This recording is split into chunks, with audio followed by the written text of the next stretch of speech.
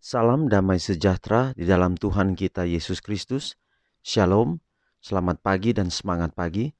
Jumpa kembali dalam renungan pagi kita untuk hari ini, Minggu 18 Desember tahun 2022. Dan pekabaran firman Tuhan kita di pagi ini dengan judul, Para Pemenang Duduk di Atas Tahtanya.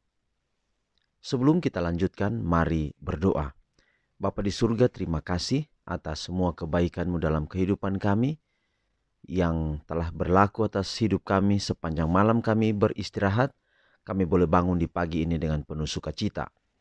Kami akan mendengarkan pekabaran firman Tuhan.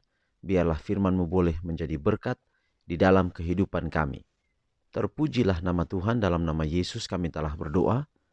Amin. Sekali lagi renungan pagi kita untuk hari ini dengan judul Para Pemenang Duduk di Atas Tahtanya.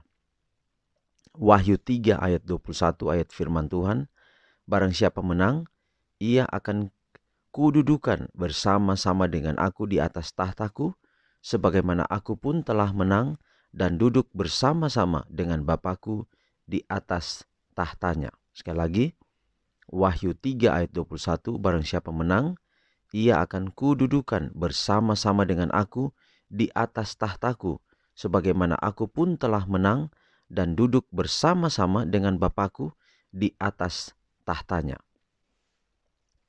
Lengan abadi Tuhan melingkari jiwa yang meminta bantuannya.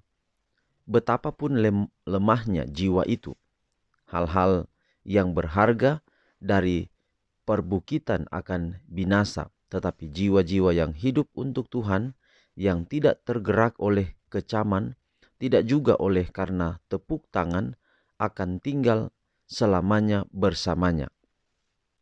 Kota Tuhan akan membuka gerbang emasnya untuk menerima dia yang belajar selama di bumi untuk bersandar pada Tuhan, untuk mendapat bimbingan dan kebijaksanaan, untuk kenyamanan dan harapan di tengah kehilangan dan penderitaan. Nyanyian malaikat akan menyambutnya di sana, dan baginya pohon kehidupan akan menghasilkan buahnya.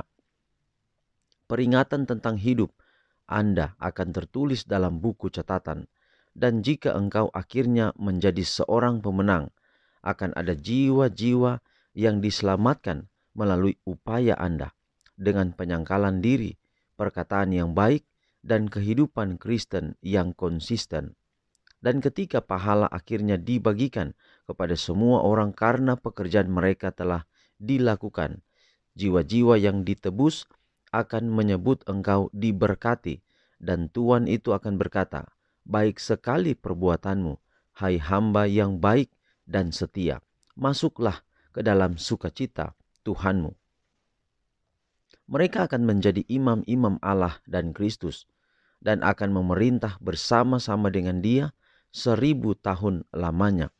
Dengan bersekutu bersama Kristus, mereka menghakimi orang-orang fasik, membandingkan tindakan-tindakan atau perbuatan-perbuatan mereka dengan buku peraturan Alkitab, dan memutuskan setiap kasus sesuai dengan perbuatan-perbuatan yang telah dilakukan oleh seseorang.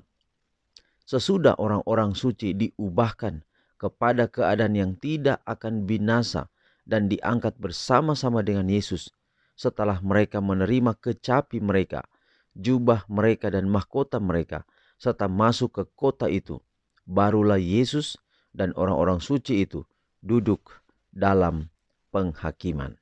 Luar biasa saudara-saudara pekabaran kita hari ini, bahwa kalau kita menang, dan marilah kita bersemangat, marilah kita rindu agar supaya kita menjadi pemenang. Ayat firman Tuhan hari ini katakan, barang siapa menang. Jadi tentu kedudukan atau duduk di atas tahta Bapa adalah bagi yang menang. Kenapa menggunakan kata menang di ayat ini? Artinya bahwa baru saja mengikuti sebuah pertandingan atau sebuah perlombaan. Rasul Paulus berkata, hidup kita ini bagaikan pertandingan. Jadi bertandinglah. Kalau pertandingan yang digambarkan di tulisan Rasul Paulus ini adalah berlari. Jadi bertanding artinya berlarilah. Jadi kalau pertandingannya lari, memang harus lari sekuat tenaga. Artinya bahwa ketika kita mengikuti perlombaan, bertanding atau berlari, maka berlarilah dengan baik, berlarilah untuk mencapai kemenangan. Dan kemenangan yang kita akan peroleh adalah kita akan duduk di tahta Bapa kita.